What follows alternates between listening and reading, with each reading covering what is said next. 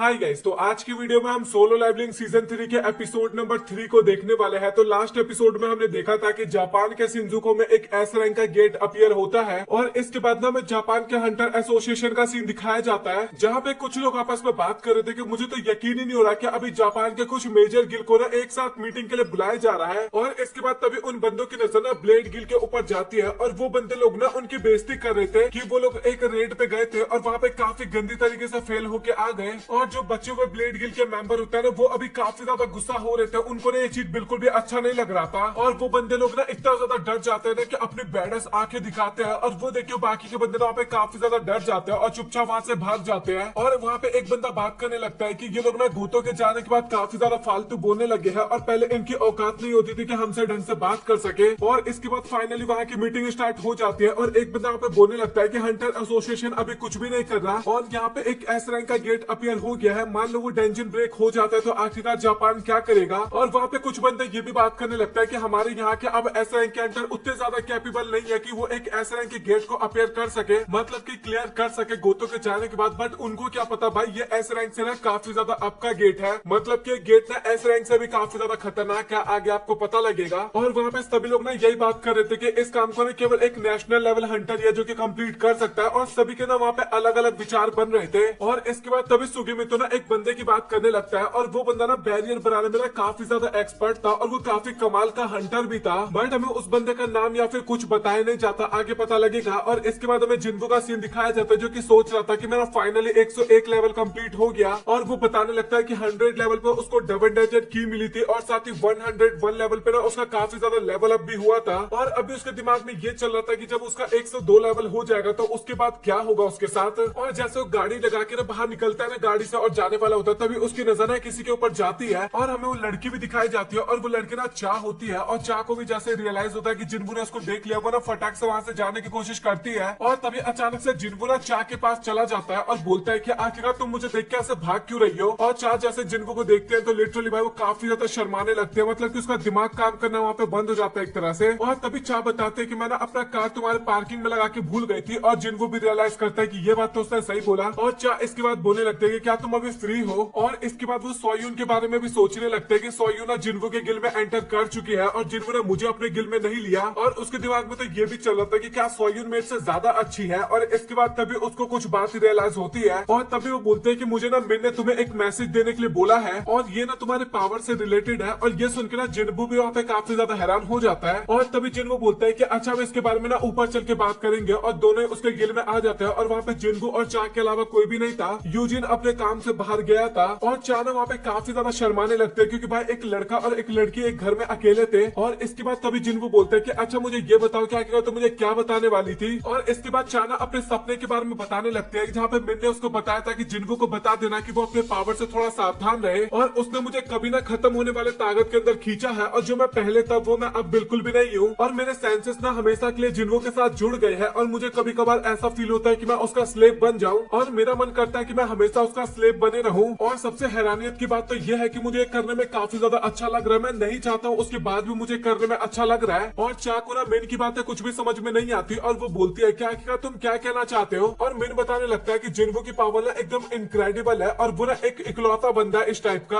और शायद वैसा बंदा कोई भी नहीं है इस पूरी दुनिया में। और ये सारी बातें ना तुम जिन्वो को बता देना। और इसके बाद हमें प्रेजेंट का सीन दिखाया जाता है जहाँ पे जिन्वो ना एक डेंजर में था और वो तो वहाँ पे कुछ खा रहा था आराम से बैठ के और उसके जो बीस्ट थे ना वो सभी मॉन्स्टर से लड़े जा रहे थे। और साथ ही जिन्वो के दिमाग में ना उस टाइम पे ये चल रहा था कि मुझे ना रिसोर्स के बारे में पता लगाना होगा कि आखिरकार मुझे पावर्स कहाँ से मिलता है। और ये ना एक तरह से स्ट्रॉन्गेस्ट हंटर बनने से ना ज्यादा इंपॉर्टेंट काम है। और इसके बाद तभी यूजिन ना जिन्हा के बारे में पूछता है और जिन्वो बताता है कि तू बिल्कुल भी फिक्र मत कर, वो एकदम सेफ है क्योंकि उसके साथ ना एक काफी काबिल हंटर है। और उसको पता था कि जिन्हा एकदम सेफ है, किसी की बस की नहीं है जिन्हा को हराने की, मतलब की मारने की, क्योंकि उसके साथ एक ऐसा वॉरियर था जो कि किसी को भी हरा सकता है। बट उसके बाद मेरा जिन्वो अपने स्केल्स की मदद से चेक करता है कि आखिरकार जिन्हा कैसी है। और फिर वहाँ पे जिन्हा का ध्यान तो काफी ज्यादा बढ़िया तरीके से रख रहा था। बट भाई लिटरली वो ना वहाँ पे टीवी देख रहा था, भाई लिटरली बेरू वहाँ पे टीवी देख रहा था। और इसके बाद जिन्वो ना अपनी मदर को भी देखता है जो कि शॉपिंग कर रही थी। और इसके बाद वो बाक और चॉय को भी देखता है जो कि आपस में लड़ाई कर रहे थे, इनका तो ऑब्वियस एक ही काम था। और इसके बाद लिटरली वो चाह को देखता है और उस टाइम पे वो नहा रही थी और कसम से ये पावर तो मुझे भी चाहिए भाई। और जिन्वो इसका आनंद ले रहा था लेकिन तभी यूजिन उसको टोक देता है और जिन्वो ना काफी ज्यादा हैरान हो जाता है, ब्लश करने लगता है वहाँ पे। और जिनको उस टाइम पे सोच रहा था कि मुझे ना चा से इसके लिए माफी मांगना होगा। और तभी यूजिन बोलता है कि सर आपने उस एस रैंक गेट का न्यूज सुना है जो कि जापान के शिंजुकू में अपीयर हुआ है, और अगर 3 दिन के अंदर उसको नहीं क्लियर किया गया ना तो डेंजन ब्रेक हो जाएगा। इस कारण जापान और सभी देश के काबिल हंटर के साथ ना कॉन्टेक्ट करने की कोशिश कर रहे हैं। और यूजिन बोलता है कि सर क्या आपके पास कॉल बिल्कुल भी नहीं आया था? और जिनको बताता है कि हाँ मेरे पास कॉल आया था। और जिनको बताता है कि सच बता तो मेरा ना वहां जाने का मन बिल्कुल भी नहीं है, क्योंकि मेरा ना और भी अदर काफी ज्यादा काम करने हैं मुझे। और इसके बाद जिनको के पास तभी कार्डियो टेम्पर का मैसेज आता है, और उसके पास ना अभी 27 घंटे और थे उसको ओपन होने में, मतलब कि अभी काफी ज्यादा टाइम था और जिनको उसका वेट कर रहा था। और इसके बाद हमें यूरी ऑर्लोफ नाम का एक हंटर दिखाया जाता है, उसका घर दिखाया जाता है जो कि काफी ज्यादा आलिशान था। और इसके बाद हमें वो हंटर भी दिखाया जाता है जिसके पास सुगी तो बात करने के लिए गया था, और वो बताता है कि तुम मेरे को तो काफी अच्छे तरीके से जानते होगे और मैं बेस्ट सपोर्ट हंटर हूँ। और इसके बाद उसके बीच और साथ ही सुगी के बीच में ना काफी ज्यादा कॉन्वर्सेशन होती है वहाँ पे। और इसके बाद तभी यूरी बोलता है कि मुझे $3.6 बिलियन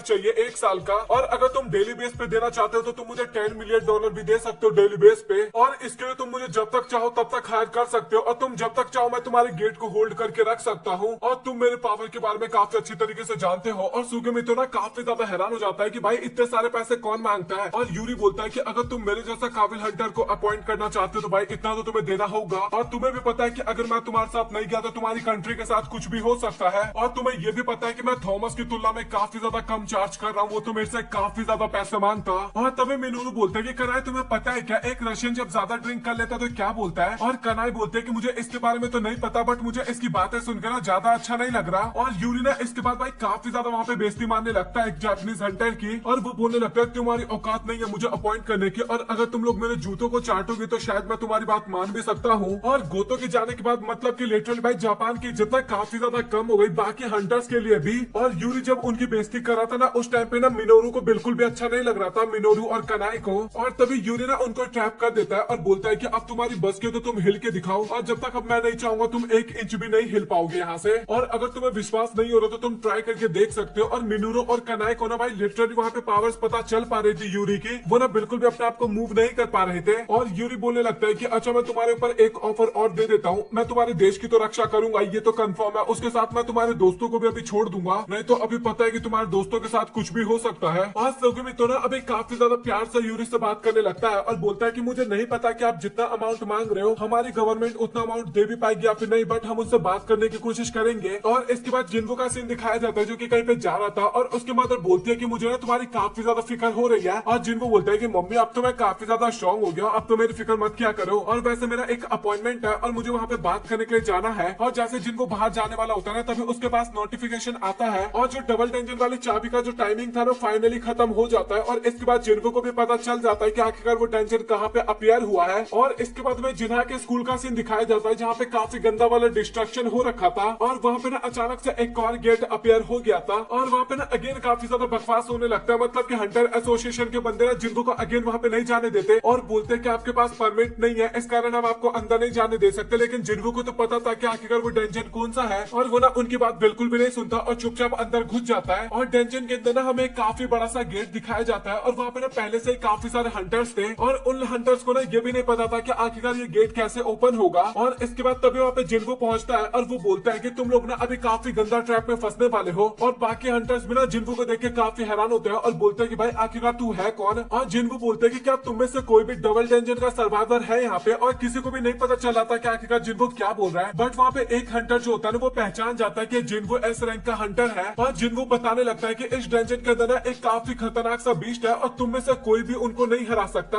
और सच बताओ तो उनको केवल मैं ही हरा सकता हूँ, और मुझे उनसे एक काफी बड़ा बदला भी लेना है, काफी पुराना बदला। और इसके बाद जिनको दरवाजे के पास जाता है और उसमें लॉक लगा हुआ था, और तभी जिनको अपनी जेब से चाबी निकालता है और फाइनली उस लॉक को खोलता है। और इसके बाद तभी उस स्ट्राइक स्क्वाड का कैप्टन आता है और वो बोलता है कि सर हमारे पास एंट्री परमिट है, और वैसे देखा जाए तो आपके पास कोई भी अधिकार नहीं है इस डेंजन के अंदर एंटर करने का। और वहाँ पे सभी लोग ना जिनको की बातों को टाले जा रहे थे और अपने कैप्टन की बात मान रहे थे, मतलब कि जिनको को अंदर नहीं जाने देना चाहते थे वो सभी लोग। और लिटरली वो लोग ये बोलने लगते हैं कि हमें पता है कि आप एक ऐसे रैंक के हंटर हो, बस इसका मतलब ये तो नहीं कि आप अपनी मनमानी करोगे वहाँ पे। और जिनको बोलता है कि अच्छा तुम्हें ट्राई करना तो तुम कर सकते हो, और वो बोलता है कि तुम में से कौन पहले जाना चाहेगा इस डेंजन के अंदर। और स्ट्राइक स्क्वाड का कैप्टन बोलता है कि मैं जाऊंगा। और इसके बाद जैसे वो कैप्टन डेंजन के अंदर जाता है तभी उसके पास नोटिफिकेशन आता है कि इसके पास एंट्री परमिट नहीं है इस डेंजन के अंदर आने का। और तभी एक बीच ना काफी तगड़ा वाला अटैक करता है वहाँ पे उसके ऊपर, बट वहाँ पे जिन्वो था वो काफी आसानी से उसे बचा लेता है। और भाई उस बीस्ट को भी देखो कैसे देख रहा था कि भाई कोई आएगा अंदर, मुझे मारना है, जल्दी आ जाओ भाई। और जिन्वो बोलता है कि मैंने तुम्हें बोला था ना कि तुम बिल्कुल भी नहीं लड़ पाओगे। और उस बंदे को भी पता चल गया था कि भाई ये औकात से बाहर है, मतलब कि इन्हें जाने देते अंदर। और जिन्वो बोलता है कि तुम सभी का काम है अभी बाहर जाके हंटर एसोसिएशन को डबल डेंजन के बारे में बताने का, और उन्हें सबको समझ में आ जाएगा इसके बाद। और इसके बाद जिन्वो जैसे डेंजन के अंदर एंटर करता है ना दरवाजे के अंदर, तभी वो गेट ना अचानक से बंद हो जाता है। और इसके बाद फाइनली जिन्वो जहां से शुरू किया था वहीं पे पहुंच जाता है। बट इस बार जिन्वो काफी ज्यादा डिफरेंट है, पहले की तुलना में अभी काफी ज्यादा स्ट्रांग हो गया है। और जिन्वो के दिमाग में अभी ये चल रहा था कि अभी मुझे सारे आंसर चाहिए, और उसका आंसर देने वाला तो आर्किटेक्ट ही था। और इसके बाद जिन्वो फाइनली आर्किटेक्ट के सामने खड़ा होता है और बोलता है कि अब टाइम आ चुका है, तुझे आंसर देना पड़ेगा। मतलब कि इस बार एकदम चौड़ में खड़ा होता है भाई, कायरो की तरह बिल्कुल भी नहीं। और इसके बाद आर्किटेक्ट भी ना काफी क्रीपी वाली स्माइल करता है और बोलता है कि मैं तुम्हें देख सकता हूँ कि तुम फाइनली यहाँ तक पहुंच चुके हो। और इसके बाद हमें जापान एयरपोर्ट का सीन दिखाया जाता है जहाँ पे यूरी ना फाइनली जापान आ गया था। और वहाँ पे ना काफी सारे न्यूज रिपोर्टर थे और वो बोलने लगता है कि मिस्टर यूरी आप किस तरीके से उस डेंजर को कवर करने वाले हो। और यूरी बताने लगता है कि मैं अपनी वही पुरानी टेक्निक का इस्तेमाल करने वाला हूँ, और मैं गेट के आसपास एक काफी खतरनाक सा बैरियर बनाने वाला हूँ, और उसके अंदर मैं अपना माना डालने वाला हूँ, जिस कारण वो बैरियर बंद हो जाएगा और कोई भी उस गेट से अंदर नहीं आ पाएगा, मतलब कि बाहर नहीं आ पाएगा। और तभी मीडिया बोलने लगता है कि आप कहना चाहते हो कि आप ऐसा गेट को अकेले क्लियर करने वाले हो, और इस पे ऑडियंस कैसे आप पे भरोसा कर सकते हैं, क्योंकि ऐसा का गेट काफी ज्यादा खतरनाक होता है। और यूरी बताने लगता है कि सही मायने में देखा जाए तो मेरे लिए भी काफी ज्यादा डिफिकल्ट होने वाला है एक ऐसा गेट को मैनेज करना। और इसके बाद वो अपनी प्लानिंग के बारे में बताने लगता है, और वो बताने लगता है कि गेट के आसपास जब वो बैरियर क्रिएट करने वाला होगा ना, तभी वो माना क्रिस्टल को वहाँ पे बिछा देगा, जिस कारण उसकी माना ना काफी ज्यादा बढ़ जाएगा और गेट का बैरियर ना और भी काफी ज्यादा स्ट्रॉन्ग हो जाएगा। और यूरी ना काफी ज्यादा हंसते हुए बोलता है कि मैं तुम सभी की लाइफ को बचाने वाला हूँ और मेरी बात को कभी भी मत भूलना।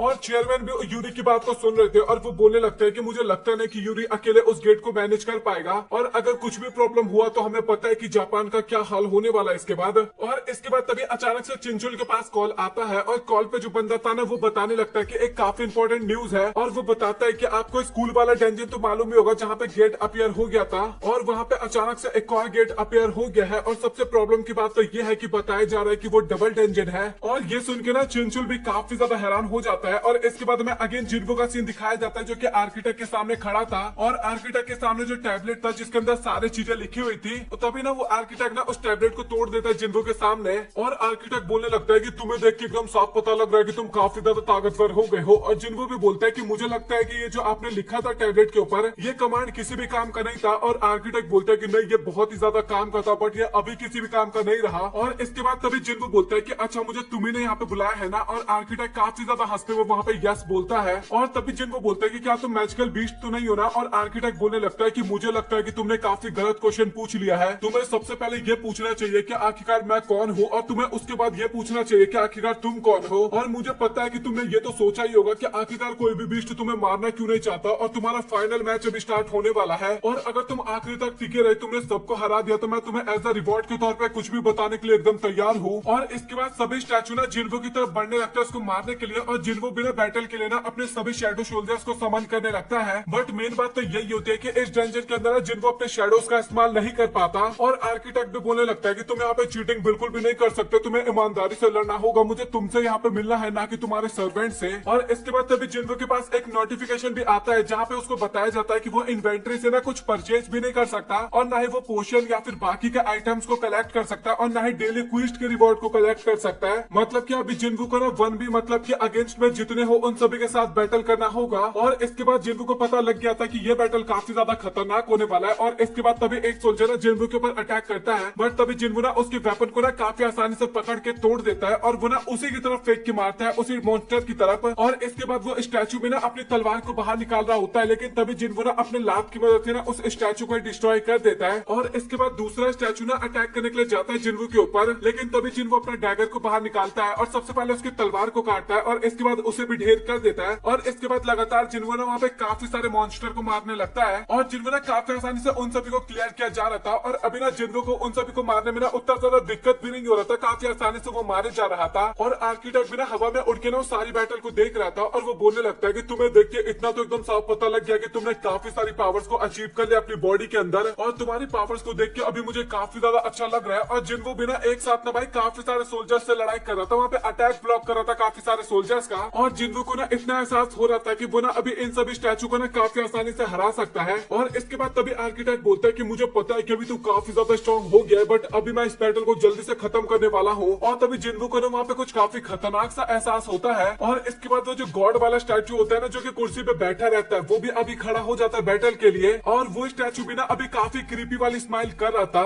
और ये देखने में सच में काफी ज्यादा बैडएस लग रहा था। और इसके बाद हमें चेयरमैन और साथ ही मासामोटो का ना मीटिंग दिखाया जाता है। और मैं आपको बता दूं, ये ना जापान के हंटर एसोसिएशन के चेयरमैन थे। और मासामोटो वहाँ पे बताने लगता है कि हमारे जितने भी ऐसे स्टोन हमें मिले थे ना जेजू आइलैंड से, हम उन सभी को ना गिव अप करते हैं, वो सब हम आपको देते हैं। और चेयरमैन को समझ में नहीं आता कि आखिरकार ऐसा वो क्यों कर रहे हैं। और मासामोटो बताने लगता है कि इसके बदले ना हम जिन्वो को हायर करना चाहते हैं। और चेयरमैन बोलने लगता है कि मुझे माफ करना कि मैं तुम्हें डिसअपॉइंट कर रहा हूं, बट रियल बात तो यह है कि जिन्वो हमारे हंटर एसोसिएशन के साथ जुड़ा ही नहीं है। और मासामोटो बोलने लगता है कि हाँ, मुझे इसके बारे में पता है, बट मुझे इतना भी पता है कि आप और साथ ही हंटर एसोसिएशन चाहोगे ना तो जिन्वो हमारे साथ जा सकता है। बस हमें एक मौका चाहिए ताकि हम उसके सामने थोड़ा नेगोशिएट कर सके। और चेयरमैन ना उस कॉन्ट्रैक्ट के बारे में देखने लगता है और सोचता है कि देखा जाए तो जिन्वो के लिए ना काफी बढ़िया है। और इसके बाद वो कॉन्ट्रैक्ट को ना टेबल के ऊपर रख देते हैं। और इसके बाद चेयरमैन बोलने लगता है कि अभी इस मीटिंग में ना केवल हम ही दोनों यहाँ पे बात करेंगे और तुम्हारा जो ट्रांसलेटर है इसको भी बाहर भेज दो। और मासामोटो भी बोलने लगता है कि चेयरमैन क्या आपको जापानीज आती है? और चेयरमैन बोलता है कि हाँ, मुझे आती है जापानीज। और इसके बाद जो ट्रांसलेटर थे ना वो दोनों ही बाहर चले जाते हैं। और इसके बाद चेयरमैन बोलने लगता है कि अगर तुम्हारी कोई घटिया सी चाल है ना तो तुम इसको अभी रद्द कर दो। और मासामोटो बोलने लगता है कि आखिरकार आप क्या कहना चाहते हैं? और चेयरमैन बताता है कि मुझे पता है कि ब्लेड गिल ने तुम्हारे साथ जो भी रिश्ता था वो सभी तोड़ दिया है। और ये सुनकर ना मासामोटो भी यहाँ पे काफी ज्यादा हैरान हो जाते हैं और बोलता है कि आखिरकार तुम्हें इसके बारे में कैसे पता? और चेयरमैन बोलने लगता है कि मुझे ये भी पता है कि ब्लेड गिल को हंटर एसोसिएशन की तरफ से जो फंड मिलता था तुमने वो भी देना बंद कर दिया है और अभी जो केवल सरकार की तरफ से जा रहा है उनको वही मिल रहा है बस।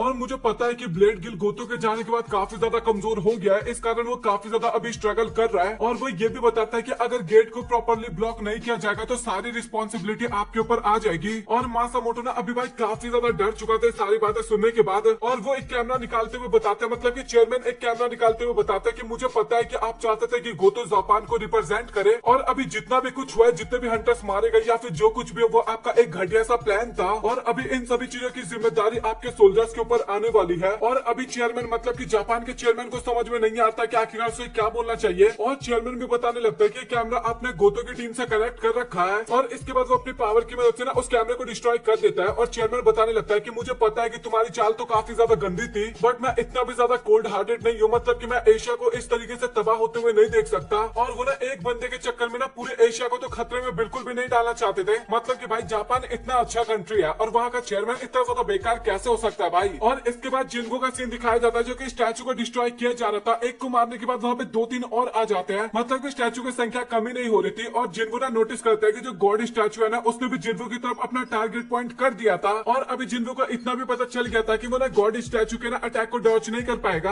और इसके बाद तभी वो कमांडर टच टेक्निक का इस्तेमाल करता है और जितने भी स्टैचू थे ना वो सभी हवा में उड़ने लगते हैं। और तभी गॉड स्टैचू का भी अटैक ना सीधा उन सभी स्टैचूज के ऊपर जाके लगता है। और जिन्वो का कमांडर टच स्किल था ना वो भी अपने फाइनल फॉर्म में इवॉल्व हो गया था, जिसका नाम कमांडर अथॉरिटी था। और जिन्वो ने फाइनली उस अटैक को डॉच कर लिया था। और वो सोच रहा था कि अगर मैं हल्का सा भी इस अटैक से नहीं बच पाता ना तो भाई मैं टैब ही बोल सकता था। और इसके बाद जिन्वो ने सबसे पहले गॉड स्टैचू को मारने की सोचता है। और गॉड स्टैचू जो था ना वो भी भाई जिन्वो के ऊपर सीधा पैर से अटैक करता है अपने। और लिटरली जहाँ पे गॉड स्टैचू पैर रखता है ना भाई वहाँ का जमीन ना पूरा का पूरा डिस्ट्रॉय हो जाता है। बट जिन्वो ने ना उसके अटैक को ना काफी आसानी से डॉच कर लिया था और वो ना गॉड स्टैचू की तरफ काफी स्पीड में जा रहा होता है। लेकिन गॉड स्टैचू भी उसके ऊपर अटैक करने के लिए एकदम रेडी था। बट तभी जिन्वो ना अपने कमांडर अथॉरिटी का इस्तेमाल करता है और सीधा उस स्टैचू के शोल्डर पे जाके बैठ जाता है। और जैसे गॉड स्टैचू का बीम अटैक खत्म होता है ना, मतलब कि लेजर अटैक, तभी वो जिन्वो को देखता है जो कि उसके शोल्डर पे बैठा हुआ था। और तभी अपने दोनों डैगर निकालता है और स्टैचू के ना काफी ज्यादा कट लगाने लगता है। बट ज्यादा कुछ ऐसा नहीं होता, उसके गाल पे ना बस हल्के फुल्के स्क्रैच लगते हैं। और जिन्वो सोचता है कि कोई बात नहीं, मेरा डैगर काम नहीं किया तो क्या हो गया, अभी मैं अपनी पावर्स का इस्तेमाल करने वाला हूँ यहाँ पे। और इसके बाद जिन्वो ना एक काफी खतरनाक सा अटैक करता है और गॉड स्टैचू का जो फेस होता है ना वही तोड़ देता है। और जिन्वो का अटैक देखने के बाद ना आर्किटेक्ट भी काफी ज्यादा हैरान होता है और बोलता है कि मुझे लगा नहीं था कि तुम इस तरीके के अटैक्स भी सीख पाओगे। और जिन्वो ने केवल एक ही पंच नहीं मारता बल्कि वहाँ पे और भी काफी ज्यादा पंचेस मारता है और फाइनली वो ना गॉड स्टैचू को वहीं पे चित कर देता है। और तभी जिन्वो के आसपास ना और भी काफी सारे सोल्जर्स आ जाते हैं। बट जिन्वो वहाँ पे तभी अपने कमांडर अथॉरिटी टेक्निक का इस्तेमाल करता है और उसके आसपास वहाँ पे जितने भी स्टैचू थे ना भाई एक ही अटैक में ना उन सभी को ढेर कर देता है। और फाइनली वहाँ के जितने भी स्टैचू थे ना वो सभी खत्म हो जाते जाते हैं और अभी आर्किटेक्ट भी ना काफी ज्यादा ताली बजाने लगता है जिन्वो के लिए और जिन्वो भी बोलता है कि अब तुझे अपने प्रॉमिस निभाने का टाइम आ गया। और आर्किटेक्ट हंसते हुए बोलता है कि भाई तू पागल वागल है क्या, तुझे दिख नहीं रहा कि मैं अभी तक जिंदा हूँ, तेरा आखिरी रास्ता मैं हूँ, मुझे कंप्लीट करके तुझे आगे जाना होगा। और अभी जिन्वो के सामने ना एक क्विज आ गया था और इस क्विज के अंदर ना जिन्वो को ना 10 मिनट के अंदर अपने अपोनेंट को हराना था और अगर वो ऐसा नहीं करता है तो उसका हार्ट बीट ना रुक जाएगा, मतलब कि क्या होगा उसके बाद तो आपको पता ही है। और आर्किटेक्ट भी बोलने लगता है कि मैं इस सिस्टम का आर्किटेक्ट हूँ और क्या तुम सेटिस्फाई हो मेरे आंसर से। बट यहाँ पे क्या होने वाला है अगर आपको ये जानना है तो आपको अगली वीडियो का वेट करना है। और अगर आप लोगों को वीडियो पसंद आए तो वीडियो को लाइक कर देना और अगली वीडियो भी 3 से 4 दिन के अंदर आ जाएगा। और कोई कमेंट मत करना कि भाई जल्दी ला वीडियो बनाने में टाइम लगता है, 3 से 4 दिन के अंदर वीडियो आ जाएगा। और अगला एपिसोड भी काफी ज्यादा मजेदार होने वाला है क्योंकि मुझे पता है कि बेरू और जिन्वो के बैटल में उतना ज्यादा मजा नहीं आया था क्योंकि वो एक तरफा बैटल था। बट अभी जो बैटल होने वाला ना वो एक तरफा बैटल नहीं होने वाला, बैटल भी एकदम दमदार होने वाला है। तो बैटल का वेट करना और अगर आपको वीडियो पसंद आए वीडियो को लाइक कर देना, चैनल को सब्सक्राइब कर देना। मिलता है आप लोगों से अगली वीडियो में, तब तक के लिए गुड बाय।